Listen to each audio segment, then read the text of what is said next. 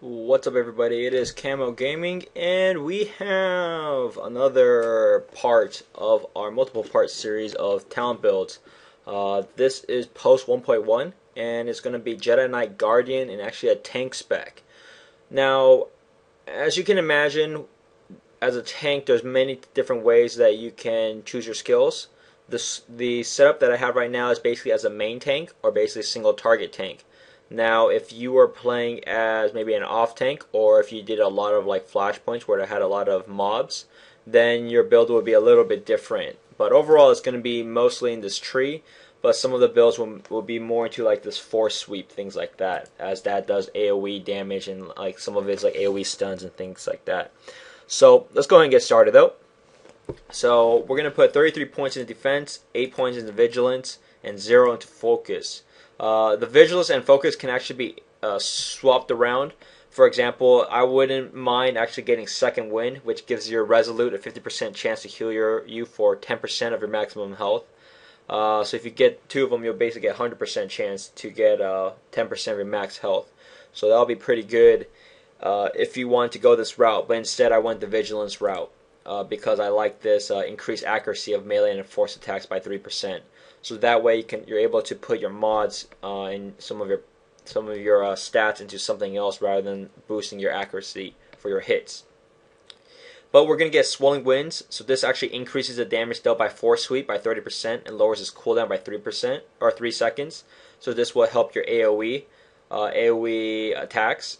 The only reason why is because we're never going to be in this Shin or Shichu form, so that's why this will be useless.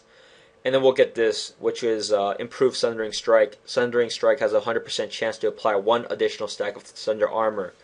So as a tank, obviously you want to make sure that you have 5 stacks on the, especially on the bosses, and have that up at all times. So you always want to start off with Sundering Strike, max it out, and just keep that debuff on the enemy. Going into defense, we're going to get momentum. So Force Leap has a 99% chance to make the next Blade Storm attack without a focus. Activate without a focus cost. Blade Storm is just a kind of like an AoE wave, kind of like a shockwave ability where it stuns enemies in front in a specific line. So we'll get that. Only reason is because this would be better than getting Dust Storm, which is just boosting your AoE, the accuracy of the AoE targets. We will get this Victory Rush. Sundering Strike has a 100% chance to build 1 additional focus. Basically free focus is always good for your other abilities.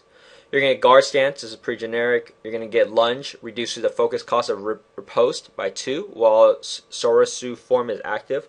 So Sorasu form is the only form that you're probably going to be in the entire time, unless you switch your form mid-combat. But usually you're going to be in this, as this is basically the defensive form, so you'll take less damage and have all these other abilities to activate. You'll have Solidified Force, reduce the focus cost of Hill Strike and Freezing Force by 2. Hill Strike is this one right here, so you'll get this later on. It bashes the target, stuns the target, but also it's one of the best skills that you'll probably use on cooldown because it generates a ton of threat. The next is we're going to skip Pacification because this is increased damage. We're going to get Profound Resolution, reduces the cooldown of Resolute by 30 seconds. Resolute, what that does, it gives you like a 30% increase of your maximum health. So this is kind of like those oh shit buttons as a tank if your healers are low on their energy, so they can't heal you, or if this is you're taking a shitload of damage, this is what you would use.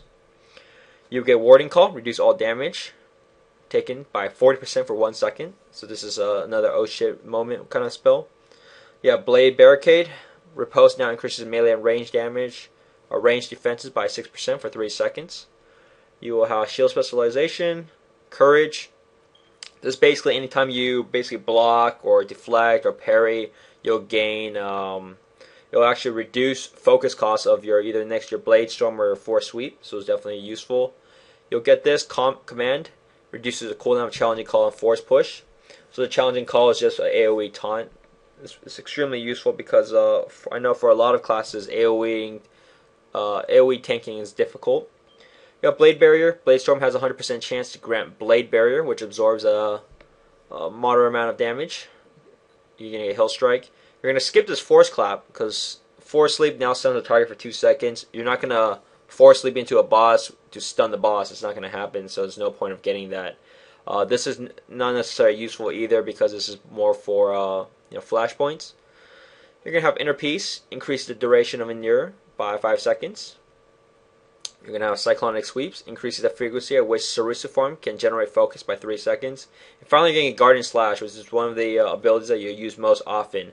Strikes a target with a powerful blow, and then also applies 3 stacks of armor reduction. Targets affected by 5 stacks of your armor reduction suffer a whole lot of weapon damage instead, so extremely useful, and that is your final ability. So what you guys saw here, this is the single target tank. So it's not for your off tank, it's not for AoE tanking, and it's probably not the best build for flashpoints, but this is the best build for PvE endgame for the operations. So let me know what you guys think. Check this out. Hopefully this helps. Subscribe to my channel for some other videos and for the latest and greatest Star Wars of the Old Republic tips and tricks. Thanks guys. Peace out.